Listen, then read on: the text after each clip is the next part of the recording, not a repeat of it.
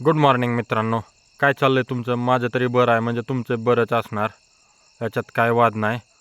Night duty झाल्यावर भूक लागली होती, चला म्हणलं नाश्ता करावा. पोहे आणि सांबार एक नंबर क्वालिटी लागते, तुम्ही पण कधीतरी टेस्ट करून बघा.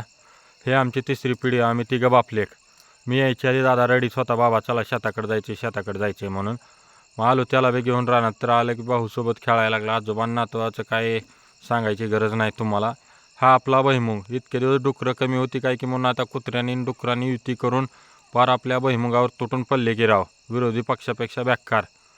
बोर चालू आहे का बघावं म्हणलं, विहिरीत पाणी वगैरे किती आहे बघतो, तर आणि तरी आपल्या विहिरीला पाणी टकाटक आहे बरं का, भरपूर पाणी आहे. तर दादा म्हणतो बाबा चला रस प्यायचा आहे, म्हणलं चल जाऊ, दोघं बी रस पिऊन येऊ. आलो दादाला पाठीवर घेऊन, मस्तपैकी दोघांनी मिळून एक एक ग्लास रस प्याला.